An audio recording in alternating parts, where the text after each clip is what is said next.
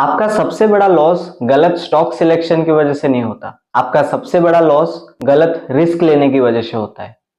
और सच बोलूं तो आपको ये पता भी नहीं होता कि आप ये रिस्क ले रहे हो। सोचिए रात का 11 बज रहे हैं, ऑफिस का काम खत्म हो चुका है, आप रिलैक्स्ड हो, लैपटॉप खुला है और आप चार्ट्स देख रहे हो। आपको एक स्टॉक मिलता है, नंबर स्ट्रॉन्ग है, स्टोरी सॉलिड है और ट्रेंड भी सपोर्टिव है। और सबसे इंपॉर्टेंट, आपको ये लगता है कि ये वाला मूव अभी मिस नहीं करना चाहिए। आप इंटेंशनली बोलते हो कि इस बार कन्विक्शन हाई है, सो थोड़ा ज्यादा डाल देते हैं। नेक्स्ट डे मार्केट ओपन होता है, स्टॉक थोड़ा ऊपर और आप बोलते हो गुड डिसीजन। और नेक्स्ट डे स्टॉक थोड़ा नीचे आता है, आपको लगता है कि this is a normal fluctuation. फिर नेक्स्ट डे मार्केट और थोड़ा डाउन और अभी आप चार्ट कम और P&L ज्यादा देख रहे हो। और धीरे धीरे दिमाग में एक साइलेंट कन्वर्सेशन स्टार्ट होता है, कितना लॉस हो गया, ये और गिर गया तो एग्जिट कर दूं। आपको नोटिस हुआ कि कल तक जो डिसीजन लॉजिकली था आज वो इमोशनल बेस पे क्यों है। और उस मोमेंट पे आप इन्वेस्टिंग नहीं रिएक्ट कर रहे हो। और फिर एक पॉइंट आता है जहां आप एग्जिट कर देते हो और रिलैक्स हो जाते हो कि चलो बच गए। लेकिन 2-3 दिन बाद स्टॉक रिकवर होता है और आप यही सोचते हो कि एनालिसिस तो सही था, फिर मैं फेल क्यों हुआ। Think about it. क्या आपने ये कभी सोचा है या कभी आपको ये फील हुआ कि आपकी एनालिसिस सही होती है but still you make loss? क्या आपने कभी ये नोटिस किया कि जब आप छोटा इन्वेस्ट करते हो तो आप काम रहते हो, पर जब इन्वेस्टमेंट की साइज बड़ी हो जाती है आप रिएक्टिव हो जाते हो? तो फिर सवाल ये है कि क्या मार्केट चेंज होता है या आपका बिहेवियर? और सबसे इंपॉर्टेंट सवाल, क्या आपको ये पता होता है कि आप हर ट्रेड में कितना रिस्क ले रहे हो? आज जो हम बात करने वाले हैं वो किसी प्रॉफिट के बारे में नहीं है, ना कि वो स्टॉक सिलेक्शन के बारे में है, बल्कि वो एक ऐसा इनविजिबल सिस्टम है जो कि आपका हर डिसीजन के पीछे काम करता है, चाहे आपको पता हो या ना हो। और अगर ये सिस्टम आपके कंट्रोल में नहीं है देन स्टॉक मार्केट आपको कभी भी कंट्रोल कर सकता है। और शायद आपका नेक्स्ट लॉस मार्केट की वजह से नहीं, आपके रिस्क फ्रेमवर्क की एब्सेंस की वजह से हो। और अगर आपने ये समझ लिया तो आपका इन्वेस्टिंग का गेम चेंज हो सकता है। हाय, माय नेम इज रमेश पात्र। I am 2 times best selling author including Success Defined in the New School and Break a Candle Technique, where I simplify stock market concepts into actionable systems। चलिए थोड़ा slow हो जाते हैं और honestly बात करते हैं। प्रॉब्लम एग्जैक्टली है कि क्या मार्केट अनप्रेडिक्टेबल है या हमारा बिहेवियर? आप एक वर्किंग प्रोफेशनल हैं, सुबह 9 बजे से लेके इवनिंग 6 और 7 o'clock तक आपका फोकस कहाँ रहता है?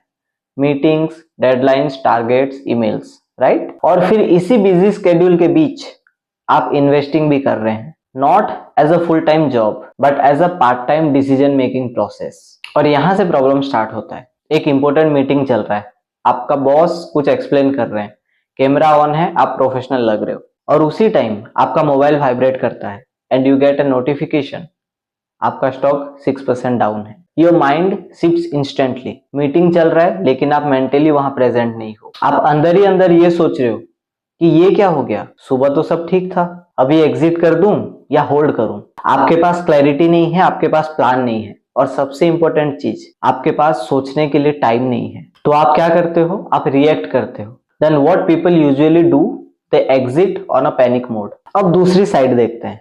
वीकेंड है, आप घर पे काम एनवायरमेंट पे बैठे हो, एनालिसिस कर रहे हो, सब क्लियर लग रहा है, आप कॉन्फिडेंट हो, आप लॉजिकल हो, आपको लगता है कि इस बार मैं स्मार्ट डिसीजन ले रहा हूं। जब रियल टाइम मार्केट ओपन होता है आप पैनिक सेलिंग कर देते हो। ये जो गैप है वीकेंड के एनालिसिस और वीकडेज की एग्जीक्यूशन, ये प्रॉब्लम है। और ये गैप किसी को दिखाई नहीं देता क्योंकि सरफेस पे सब बोलते हैं कि एनालिसिस स्ट्रांग होना चाहिए, लेकिन रियलिटी ये है कि एनालिसिस के बाद जो होता है वो ज्यादा इंपॉर्टेंट है। अब चलिए रूट कॉज समझते हैं। सबसे पहला और सबसे कॉमन, कौन सा स्टॉक लेना चाहिए? हर जगह यही discussion, on Twitter, on Telegram, on WhatsApp, YouTube, office conversation, लेकिन ये कोई भी नहीं पूछता कितना रिस्क लेना है। आप क्या बाय कर रहे हो, उससे ज्यादा इंपॉर्टेंट है आप कितना बाय कर रहे हो।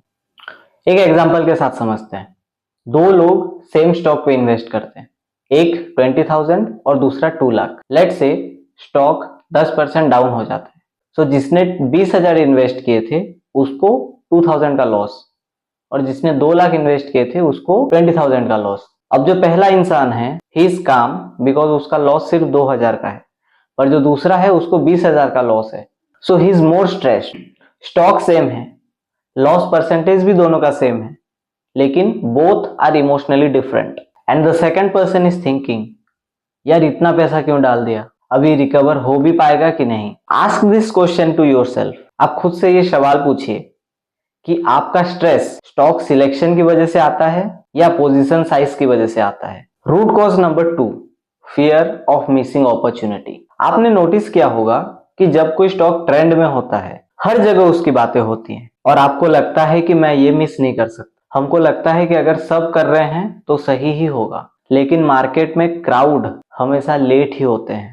इंफॉर्मेशन तभी रिलीज होती है जब उसमें ऑलरेडी पोजीशन बन चुकी होती है। एक एग्जांपल के साथ समझते हैं। लेट्स से आप नॉर्मली 25,000 इन्वेस्ट करते हो, एक ट्रेंडिंग स्टॉक मिला and you invested 1 lakh rupees in that. Because FOMO है, आपकी एक्सपोजर 4 गुना बढ़ गई और आप इंटरनली ये सोच रहे हो कि ये मूव मिस नहीं होना चाहिए, सब लोग कमा रहे हैं, मैं पीछे रह जाऊंगा। लेकिन क्या आपने कभी ये सवाल अपने आप से पूछा है कि आप कहीं इन्वेस्टमेंट सिर्फ इसीलिए तो नहीं कर रहे हो कि दूसरे कर रहे हैं। Root cause number 3, over confidence. थोड़ा सक्सेस बहुत डेंजरस होता है, 2-3 ट्रेड प्रॉफिटेबल होता है और हमारा कॉन्फिडेंस बढ़ जाता है और यहीं से हम हमारा एक्सपोजर बढ़ा देते हैं।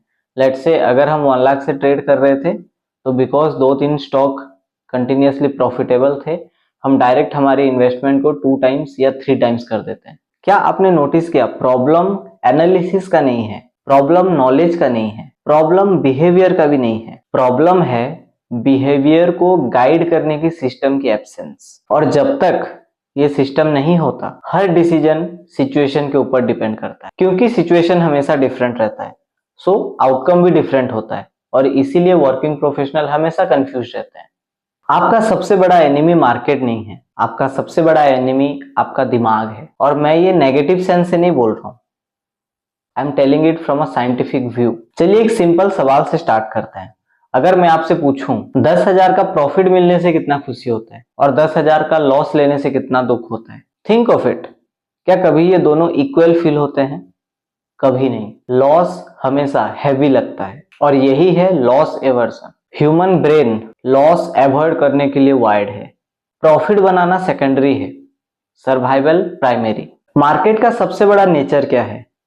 अनसर्टेनिटी। और ह्यूमन ब्रेन को हमेशा सर्टेनिटी पसंद है। तो जब अनसर्टेनिटी आता है, ब्रेन अनकंफर्टेबल हो जाता है और जब ब्रेन अनकंफर्टेबल होता है तब वो सर्टेनिटी नहीं, रिलीफ ढूंढता है और रिलीफ का सबसे रामबाण उपाय एग्जिट। आपने नोटिस किया होगा कि जब स्टॉक गिरता है, आपका फोकस एनालिसिस पे नहीं, आपका फोकस होता है ये और कितना गिरेगा, मैं और कितना लॉस ले सकता हूं, मैं कहीं गलत तो नहीं हूं। और इन सब क्वेश्चंस के बीच आप एक डिसीजन लेते हो। क्यों? क्लैरिटी के लिए नहीं, रिलीफ के लिए। एग्जिट करने से आपको रिलीफ मिलता है, चाहे डिसीजन राइट हो या रॉन्ग। चलिए एक लूप के बारे में बात करते हैं। मार्केट गिरता है, आपको स्ट्रेस होता है और आप इमोशनली डिसीजन लेते हो, फिर प्रॉफिट इनकॉन्सिस्टेंट होता है और उससे आपकी कॉन्फिडेंस गिरती है और नेक्स्ट टाइम ज्यादा स्ट्रेस होता है। ये लूप रिपीट होता रहता है और धीरे धीरे आप मार्केट से नहीं, आप अपने डिसीजन से डरने लगते हैं। सोचिए आप कार चला रहे हो और आपको पता ही नहीं कि ब्रेक कहाँ है, आपको एक्सीलेटर पता है, आप फास्ट ड्राइव करते हो, शुरू शुरू में मजा भी आता है लेकिन क्रैश होने के भी चांसेस हैं। सेम अगर इसको हम स्टॉक मार्केट पे देखें तो stock selection is the accelerator और रिस्क मैनेजमेंट इज ब्रेक, और अगर ब्रेक नहीं तो क्रैश गारंटीड है। प्रॉब्लम ये नहीं है कि आप गलत हो, प्रॉब्लम ये है कि आपका सिस्टम इनकम्प्लीट है। आपने एनालिसिस सीख लिया, आपने एंट्री सीख ली, लेकिन आपने रिस्क कंट्रोल नहीं सीखा।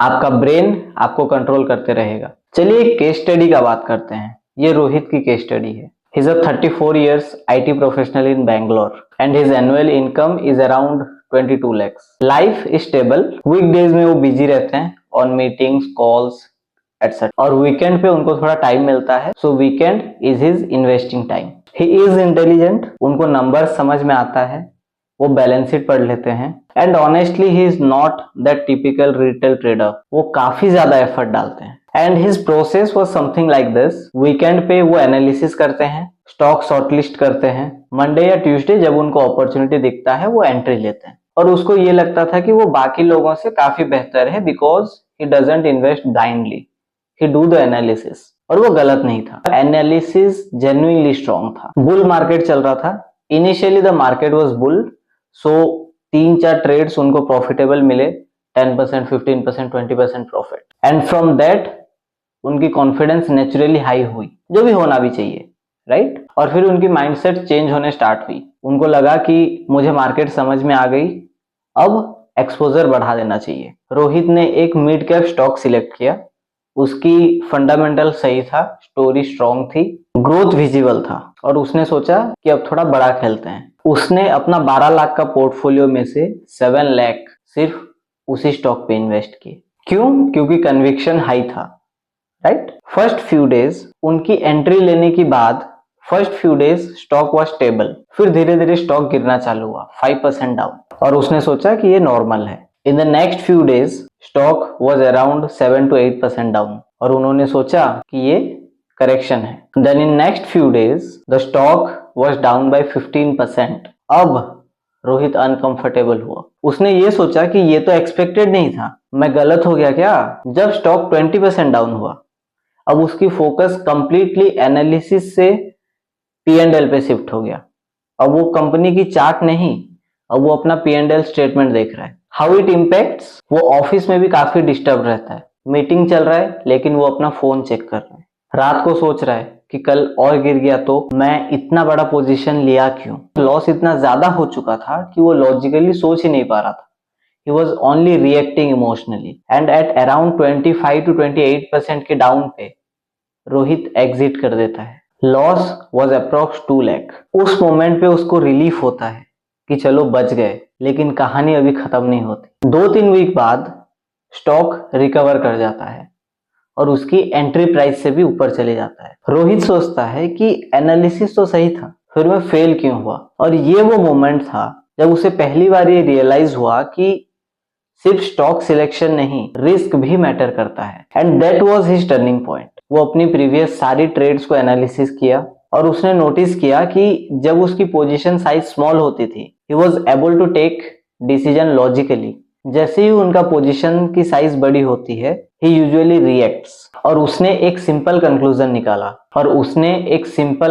निकाला कि मैं स्टॉक सिलेक्शन पे फेल नहीं हो रहा हूँ, मैं एक्सपोजर मैनेजमेंट में फेल हो रहा हूँ। एंड फ्रॉम दैट रियलाइजेशन उन्होंने कुछ सिंपल रूल्स डिफाइन किए। कोई भी स्टॉक पे पूरी पोर्टफोलियो की 10% से ज्यादा एक्सपोजर नहीं रहेगी। सेकंड, मैक्सिमम रिस्क पर ट्रेड इज 2%। वीकली रिव्यू करेंगे, not every day. And most importantly, entry से पहले एग्जिट की प्लानिंग। इनिशियली ये उसको बोरिंग लगा, but he was consistent, and over next 18 to 20 months उसकी जो रिजल्ट्स थे, that was not very much flashy, but it was stable. Drawdowns manageable थे, no panic exit, and most importantly no sleepless nights.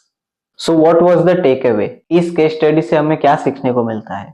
Rohit का problem analysis नहीं था, रोहित का problem knowledge भी नहीं था, रोहित का प्रॉब्लम था नो रिस्क फ्रेमवर्क। और जैसे ही फ्रेमवर्क आया, रियलिटी चेंज होना शुरू हुआ। अब तक आपने एक चीज क्लियरली फील कर ली होगी कि प्रॉब्लम नॉलेज का तो नहीं है, प्रॉब्लम डायरेक्टली बिहेवियर का भी नहीं है। प्रॉब्लम यह है कि आपके पास कोई सिस्टम नहीं है जो आपकी बिहेवियर को गाइड कर सके। तो अब सवाल ये नहीं है कि और क्या सीखना है, सवाल ये है कि कैसे मैं अपनी डिसीजन मेकिंग को स्ट्रक्चर करूं। और इसीलिए मैं आपको एक फ्रेमवर्क दूंगा जो कॉम्प्लेक्स नहीं है, सिंपल है, and most importantly it is working professional friendly. ये प्लान आपको एक्सपर्ट तो नहीं बना सकता, लेकिन ये प्लान आपको एक डेंजरस चीज से बचा लेगा, जो है अनकंट्रोल्ड डिसीजन। और जब डिसीजन कंट्रोल्ड होते हैं, इंप्रूवमेंट ऑटोमेटिक आता है। It's a 7-day plan, so the day 1 is such देखो द पोर्टफोलियो चेक। आज का काम सिंपल है, आप अपना पोर्टफोलियो एक जगह लिखो, दिमाग में नहीं, pen and paper. List down what is your total capital, हर स्टॉक का नाम, कितना पैसा लगा है, परसेंटेज एलोकेशन। अब सिर्फ एक काम करो, देखो, डोंट जज, बस देखो। And why this matters? Clarity हमेशा एंजाइटी को रिड्यूस करता है, और जब नंबर्स आपके पास क्लियर होते हैं, आपका स्ट्रेस कम होता है। आपको पता चलता है, अरे एक ही स्टॉक में 35% लगा हुआ है, या आपकी इन्वेस्टमेंट 10 स्टॉक पे है बिना कोई रीजन के। ये शॉक जरूरी है। What mistakes to avoid during day 1? आपको डे 1 पे क्या अवॉइड करना है? सबसे पहली चीज, कोई डिसीजन नहीं लेनी, डिसीजन हम लेंगे नेक्स्ट डे से। आज खाली आप ऑब्जर्व करो और ये सवाल करो खुद से कि क्या आपका पोर्टफोलियो स्ट्रक्चर्ड है या फिर रैंडम डिसीजंस का collection. Day 2 is all about defining your risk boundary, और डे 2 पे आप एक इंपॉर्टेंट डिसीजन लेंगे कि मैं कितना लॉस इमोशनली हैंडल कर सकता हूँ। एग्जाम्पल, अगर आपका पोर्टफोलियो 10 लाख का है तो आप कितना लॉस हैंडल कर सकते हो, 1 लाख, 50,000, 10,000, वो आपको डिफाइन करना है। And why this matters, because आपका ब्रेन तब पैनिक करता है जब रिस्क अननोन हो। Defined risk is always controlled fear. सोचिए, आपको पहले से ही अगर पता हो कि वर्स्ट केस में मेरा ज्यादा से ज्यादा 1 लाख का लॉस होगा, तो क्या आप पैनिक करोगे? नहीं। But what mistakes need to avoid in day 2? ये मत सोचना कि मैं लॉस लेना नहीं चाहता हूँ। मार्केट में लॉस अवॉइड नहीं होता, लॉस कंट्रोल होता है। एंड इन द डे 2 आपको ये सवाल जरूर पूछना है कि क्या आपकी पोर्टफोलियो आपकी इमोशनल बाउंड्रीज के अंदर है। Day 3 is all about position sizing. Day 3 पे आप रूल बनाएंगे, नो स्टॉक अबोव X%। वो परसेंट आपके हिसाब से हो सकता है 10, 15, 20, 5, 8, whatever। Generally 8 to 10% is safe. अब आप अपना पोर्टफोलियो देखो जो डे 1 पे आपने कैलकुलेट किया था। देखो कौन सा स्टॉक इस लिमिट से बाहर जा रहा है, उन्हें ग्रेजुअली रीबैलेंस करने का प्लान करो। And why this matters is position size is your emotional exposure. जितना बड़ा एक्सपोजर उतना ज्यादा stress. What mistakes to avoid on day 3? एक ही दिन में सब सेल नहीं करना है, ग्रेजुअली रीबैलेंस कीजिए। और ये सवाल जरूर पूछना कि क्या आपका कॉन्फिडेंस स्टॉक पे बेस्ड है या पोजीशन साइज पे। Day 4 is about defining your risk per trade. Day 4 is all about defining your risk per trade.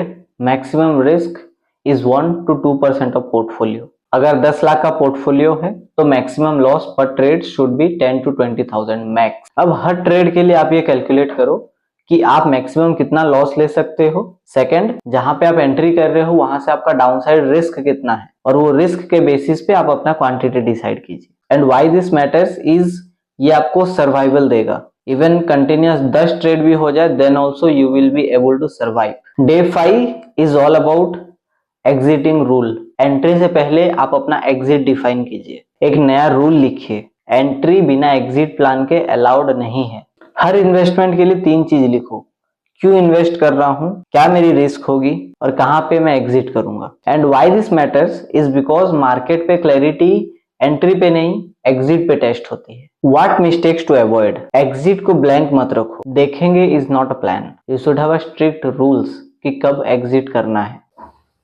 Clear conditions लिखो कब एग्जिट करना है। Day 6 is about noise detox. आज आप एक हैबिट चेंज करोगे, डेली प्राइस चेकिंग बंद। आज से आप वीकली रिव्यू करोगे, संडे को 30 मिनट्स और 1 आवर बस। Why this matters is because जितना ज्यादा देखोगे उतना ज्यादा रिएक्ट करोगे, कम देखोगे बेटर डिसीजन लोगे। What mistakes to avoid in day 6? Completely ignore मत करो। पता चला विद इन 1 वीक स्टॉक बहुत डाउन जा चुका, so better to have a alert system. And day 7 is all about building your own rule book. आप अपना सिस्टम लिखोगे सिंपल लैंग्वेज में। मैक्सिमम एलोकेशन, रिस्क पर trade, entry rule, exit rule and review rule, ये आपका personal playbook है। And why this matters is because written rules is equals to consistent behaviour. What mistakes to avoid? Rules लिख के ignore मत करो, follow करो। क्या आपने नोटिस किया कि ये प्लान इतना कॉम्प्लिकेटेड भी नहीं है, ये सिंपल है बट इट इज पावरफुल, क्योंकि ये आपको ये सिखाता है कि मार्केट को कंट्रोल नहीं किया जा सकता बट आपकी बिहेवियर को कंट्रोल किया जा सकता है। और जब बिहेवियर कंट्रोल होता है तब रिजल्ट्स स्टेबल होते हैं। अगर आप ये 7 दिन वाली प्लान सिंसियरली फॉलो करते हो तब आप एक चीज नोटिस करोगे, मार्केट को आप एक अलग नजरिए से देखोगे और शायद पहली बार आपको क्लैरिटी फील होगी। Not excitement, not fear but clarity. और वही न्यू स्कूल इन्वेस्टिंग है। चलिए वापस चलते हैं उस सिनेरियो पे जहां से हमने स्टार्ट किया था। रात के 11:30 बज रहे हैं, आपका लैपटॉप ओपन है और आप एक स्टॉक चार्ट देख रहे हो। कॉन्फिडेंस आई है और आप सोचते हो कि अब की बार कुछ बड़ा इन्वेस्टमेंट करते हैं। फिर मार्केट ओपन होता है, स्टॉक गिरता है और आपका दिमाग धीरे धीरे शिफ्ट होता है लॉजिक से इमोशन की तरफ। और फिर एक डिसीजन होता है जो आपको आइदर रिग्रेट देता है या तो रिलीफ, बट रेयरली क्लैरिटी। अब इमेजिन करो same situation, same stock, same market, लेकिन इस बार आपके पास अपना पर्सनल रूल बुक है। आपको पता है कितना इन्वेस्ट करना है, कितना रिस्क लेना है, कब एग्जिट करना है। अब जब स्टॉक गिरता है आप पैनिक नहीं करते हो, बिकॉज आपके रिस्क आप डिफाइन कर चुके हो, आपको पता है कब एग्जिट करना है। सो आप पैनिक नहीं करते हो, आप बस एग्जीक्यूट करते हो। और यही डिफरेंस है ओल्ड स्कूल और न्यू स्कूल इन्वेस्टर के बीच। मार्केट कभी भी प्रेडिक्टेबल नहीं हो सकती, कभी भी नहीं, बट आपका बिहेवियर प्रेडिक्टेबल हो सकता है। याद रखिए, प्रॉब्लम ये नहीं है कि आपके पास नॉलेज नहीं है, प्रॉब्लम ये भी नहीं है कि आप इंटेलिजेंट नहीं हो, प्रॉब्लम सिर्फ इतनी है कि आपका सिस्टम इनकम्प्लीट है। आप एंट्री सीख चुके हो, आप एनालिसिस सीख चुके हो, अब टाइम है रिस्क डिफाइन करने का। क्योंकि प्रॉफिट प्लानिंग नहीं होती, रिस्क प्लानिंग होता है। मार्केट कंट्रोल नहीं होता, एक्सपोजर कंट्रोल होता है। और कॉन्फिडेंस मार्केट से नहीं, क्लैरिटी से आता है। आज के बाद जब भी ट्रेड लोगे ये सवाल जरूर पूछना, मैं कितना कमाऊंगा? नहीं, ये क्वेश्चन पूछना कि मैं कितना रिस्क ले सकता हूं। अगर इस सवाल का आंसर क्लियर है तो फिर आप रेडी हो। अगर आपको ये अप्रोच पसंद आया और आप न्यू स्कूल इन्वेस्टर बनना चाहते हैं तो इस चैनल को सब्सक्राइब कीजिए और कमेंट में लिखिए कि आपका बिगेस्ट इन्वेस्टिंग मिस्टेक क्या था। ट्रस्ट में लिखने से क्लैरिटी आता है। आप जब लिखोगे तभी आपको पता चलेगा कि आपका एक्चुअल मिस्टेक कहाँ था। और इस वीडियो को उन लोगों के साथ शेयर कीजिए जो अभी भी बिना सिस्टम के ट्रेड करते हैं। रिमेंबर, प्रेडिक्ट नहीं, प्लान करो और सबसे पहले रिस्क डिफाइन करो। Ramesh Patro signing off. Thank you.